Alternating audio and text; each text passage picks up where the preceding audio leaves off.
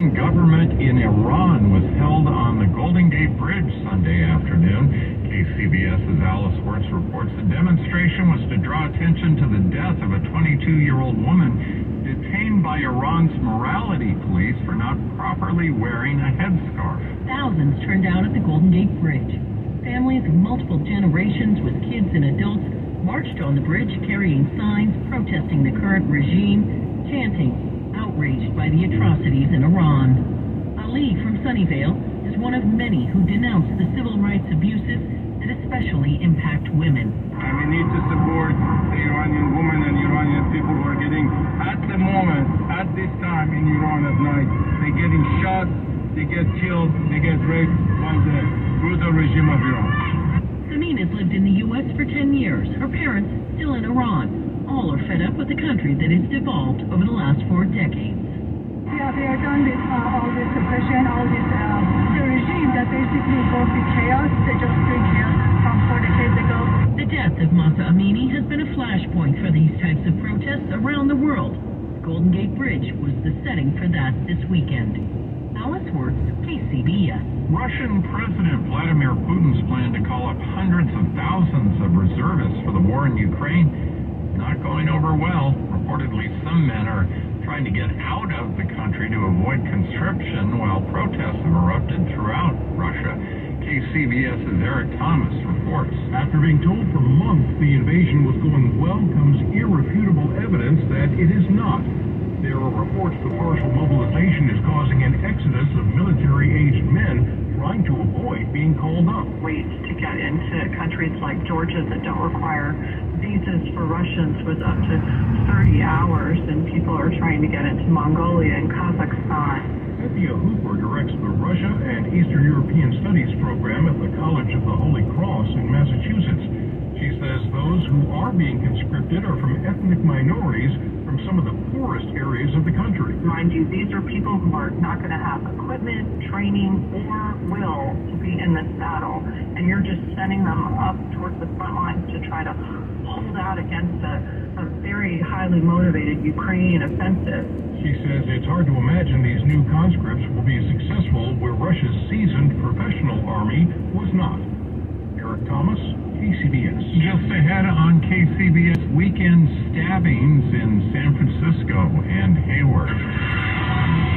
Right now, we want to see what, if anything, is slowing you down on the road. So we go to the KCBS Traffic Center and Frank Munich. Well, this really isn't slowing down traffic, but it certainly is a major problem. Shutdown of the Yerba Buena Road off-ramp from northbound 101 in San Jose. Two-car head-on crash still being tended to. We have, as you might suspect, fire crews and CHP crews on scene. Again, that's a closure of the Yerba Buena Road off-ramp from northbound 101. Now, this is the time of the morning, in fact, midnight to be specific, when we have weather advisories around the Bay Area, either renewed or canceled. We have one that's being renewed and one that's just gone up. High wind advisory is still in effect for Highway 580 over the Altamont Pass. Certainly not the sort of dense fog that we sometimes see during the summer, but fog nonetheless. Heavy fog advisory in effect now for the Golden Gate Bridge. Your next update at 12:18 on the traffic leader KCBS. Mostly cloudy at the coast and near the bay overnight with areas of fog. Overnight lows mid-50s to low 60s. Later on today, we'll see partial clearing at the coast. It will become sunny by the bay. It'll be sunny all day inland. Highs upper 60s to low 70s at the coast, mid-70s to low 80s along the bay, upper 80s inland. Traffic and weather together on All News 106.9 and AM 740 KCBS. What's up, everybody? Guess who's hosting a new podcast? No Mercy with Stephen A. Smith. Listen as I pull back the curtain on everything beyond the world of sports. Interviewing influential guests, outspoken celebrities, and thought leaders across the political, financial, and social spectrum. You know me. I'll give you my unbiased opinion. A No Mercy episode drops every Monday, Wednesday, and Friday. No Mercy with Stephen A. Smith. A presentation of Cadence 13 and Odyssey Studio on the Odyssey app or wherever you listen to your podcast. KCBS News Time, 12:10. A father and son were found stabbed to death inside a home in Hayward early Sunday morning. Police were called to the house on the 100 block of Lund Avenue at around 4:30 a.m. on reports of an altercation.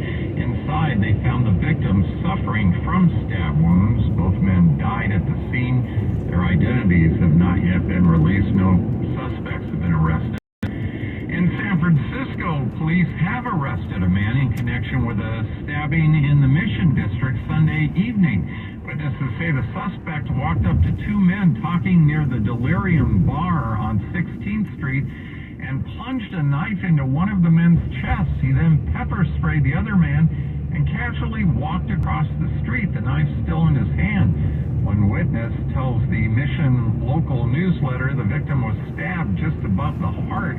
Witnesses pointed out the suspect to police, who quickly arrested the man. The condition of the stabbing victim is not known, but he was said to be talking after the attack. Later this morning, Caltrans plans to begin moving hundreds of people living at the Wood Street homeless encampment in Oakland under Interstate 880. KCBS's Jeffrey Schaub reports residents of the Bay Area's largest encampment say they intend to defend their rights. Under the shadows of the highway, longtime residents gathered for what they feared would be their final communal meal. It is absolutely devastating to be evicted and removed and displaced, and we're already evicted people.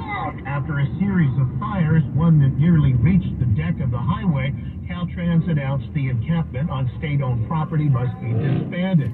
So Chil Bernadette Moreno is with EFAM, a homeless advocacy organization that provides food and medicine for the residents here. I literally am wiping away a tear in these moments, because the fate of so many people is here in the balance, and the displacement that residents here at Wood Street are facing is only part of a larger epidemic of displacement. Most here say they have nowhere to go to just the streets, absent community and shelter. In Oakland, Jeffrey Schaub, KCBS. Is it too early to look at a matchup for the 2024 presidential election? KCBS's Dan Mitchinson says pollsters are on it already. The matchup, just like 2 years ago, Biden and Trump. And according to the poll from Emerson, it would be a dead heat, with each getting roughly 45% of the vote. But there's an element of about 5 to 8% of Republicans who are looking for an alternative. That does open up avenues for someone like Ron DeSantis, Governor Abbott of Texas, and others as well. As for Democrats, David McEwen, Sonoma State political science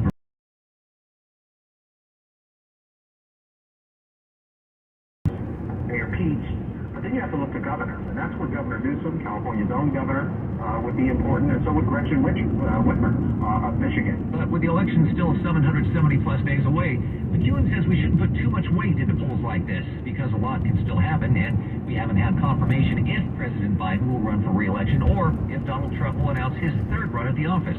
Dan Mitchinson, KCBS. One step forward, two steps back for the 49ers. We'll look at sports in 60 seconds. Here in California, people from every nation add to our rich heritage of culture and traditions. The legal team at Habits Law speaks 9 different languages. Our personal injury lawyers are exceptional. Our paralegals, legal assistants, and case managers are exceptional. And they work hard, because every one of them cares deeply about what you are going to sure you are going to be happy in the future. Something bad happened to you, you feel